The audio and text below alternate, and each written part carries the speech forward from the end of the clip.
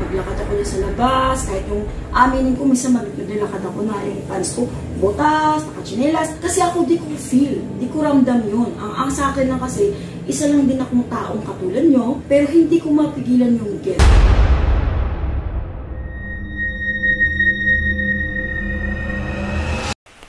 Hello po mga ka-PTV, sa video na ito ay tatalakayin natin ang nakakakilabot na pagkamatay ng napakadaming buhay ayon sa mga visions ni Madam Ruthie Baldwin. Pero kung ikaw ay hindi pa nakasubscribe sa aking channel, baka naman.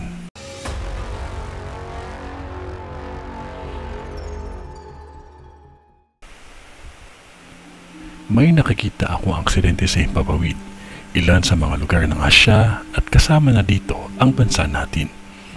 Isa aksidente na kung saan hindi nakaligtas ang mga kilalang tao sa bansa natin. Isang enerhiya na mahirap unawain, kaya mahalaga ang pagdarasal natin palagi sa Diyos. Hindi ito pananakot. Mahal niya tayo kaya tayo ay binalaanin niya. Ngunit hanggang dun lamang ang aking masasabi. Kung yun lang ipinakita sa akin, dahil gaya ng sabi ko, Diyos pa din ang mas may alam sa lahat. May nakikita akong dalawang Asian country na maaaksidente sa himpapawid. At sana kung kaya pa ng emergency landing, ay maililigtas pa ang lahat. Ngunit may nakikita ako ng emergency landing na kung saan hindi pa din sila nakaligtas dahil sa biglaang pagliyab nito. Kahit sa ibang bansa, mas lalong tumadagdag pa ang mga aksidente sa himpapawid. May mga nakikita akong kulay, blue and white na may konting halong red. May nakikita din akong white at yellow. May nakikita din akong orange and white.